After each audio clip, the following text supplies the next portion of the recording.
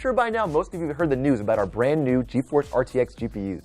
We announced them in Cologne, Germany just before Gamescom, and now they're just about to hit the shelves.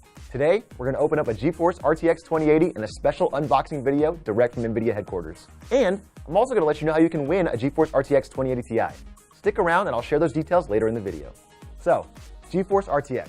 This is a brand new line of gaming GPUs based on our new AI-enabled Turing architecture. They're going to enable more beautiful, real-time ray trace graphics and give you a noticeable boost in performance.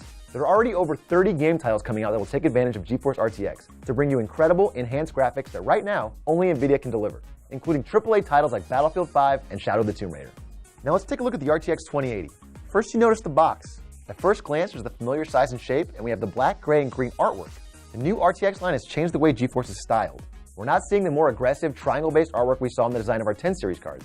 This is a more streamlined, almost hypnotic, sleek design.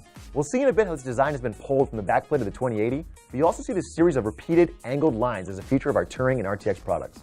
Now, let's open it up.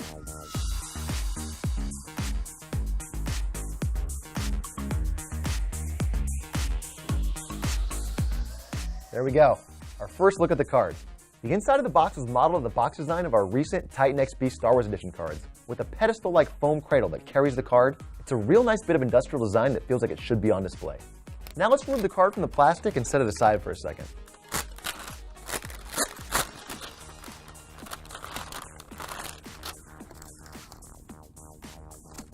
Real quickly, let's take a look at the accessory box, which has been designed to be flush with the foam insert, no higher than the edge of the box. Opening this up reveals all the documents and other necessary items you'll need for installation, including a DisplayPort to DVI-D dongle, quick start guide, and support guide. The last several GeForce Founders Edition models came with a single fan, but the obvious first thing you're going to notice here is the dual axial 13-blade fan array. These are powered by 3-phase motors, which limit vibrational noise and result in a quieter performance. The dual fans are the most visible part of the thermal management system, and they're connected to a brand new vapor chamber design, which itself is quite a feat of engineering. It's the world's first full-length GPU vapor chamber, and it covers the entirety of the PCB. The vapor chamber is designed to keep the card as cool as possible by spreading heat transfer across a wider surface area to the aluminum fin array.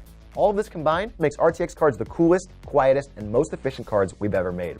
When you combine the system with the card's all-new 13-phase power supply, the factory overclocked GeForce RTX 2080 provides 225 watts of power out of the box. The casing is super impressive too. It's a forged, machine-finished, die-cast aluminum form that wraps around the PCB like a continuous curved shield. Now let's take a look at the display output. There are 3 DisplayPort outputs with full support for DisplayPort 1.4, which will allow you to drive an 8K monitor at 60 Hz with a single connector.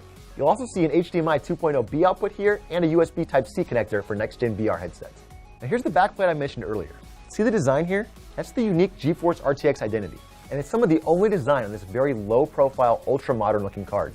This design is echoed on the sides of the card, and it provides the frame around our iconic LED-lit GeForce logo on the side. It's a beautiful and powerful new entry into our GPU lineup, and we'll be showing it off lots more on this channel, with upcoming GeForce Garage builds, powering upcoming gameplay demos, and especially we'll have titles with real-time ray tracing. What we're looking at here today are some of the brand new RTX cards from Nvidia. These are built on the Turing architecture on the RTX platform, and this brings to you guys ray tracing and AI for gaming graphics. Now, we've already seen some demos from Nvidia. This looks like phenomenal new technology when correctly implemented in games. We've yet to see the performance benchmark, so that's going to be the next exciting thing that you'll get from all the media out there. But today we're just going to go ahead and go over some of the hardware features that these new graphics cards have. So let's start by talking a bit more about the Strix. What we've changed this year is we've actually gone with a new fan. This is our Axial Tech fan. The biggest change we've made is adding the ring around the outside, which you can probably see really clearly.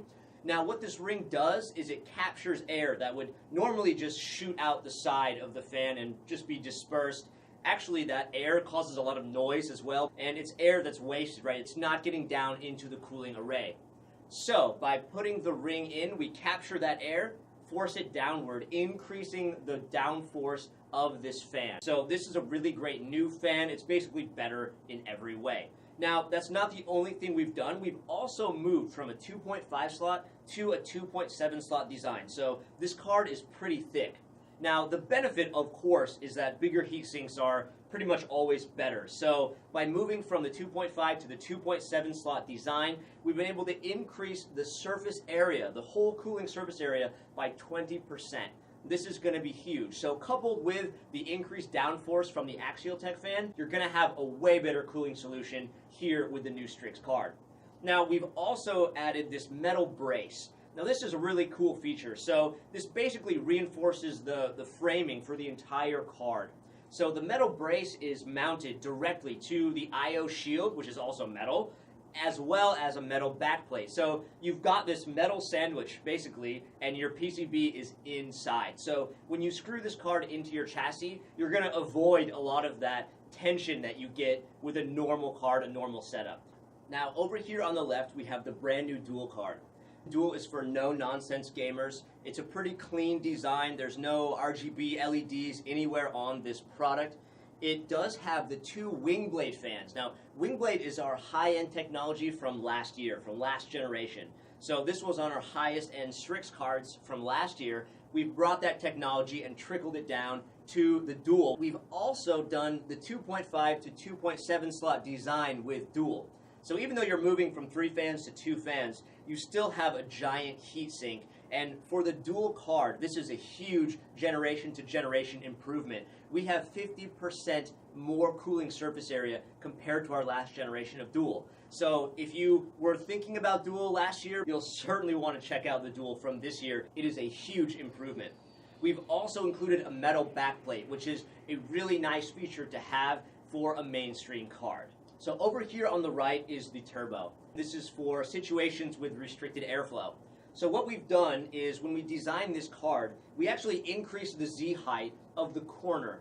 So what this allows is even when these cards are pressed against another card or pressed against the side of a chassis, for example, this forces a window, a small window here of breathing room for the fan. So there will always be intake on the top here and then also on the side. So you'll pretty much be covered in any restrictive airflow situation. Now, when we redesigned the shroud, we were also able to increase the size of the fan. So we went from a 60mm to an 80mm dual ball bearing fan. Now, dual ball bearings are great. They will last a really, really long time. So if you want a card that is super dependable and reliable, even in a cramped environment, this is going to be the card for you. Now, all of these cards go through a 144-hour validation process where we test them with the latest games and we do stress tests on them. 144 hours of testing on the cards to make sure that the quality is there and the thermal solution is more than adequate. So those are the brand new RTX cards from Asus and Nvidia. I hope you guys enjoyed this kind of content, and now you know which card is right for you to buy when these are available. Keep your eyes on your local e-tailer and retailer. They should be coming to you very, very soon.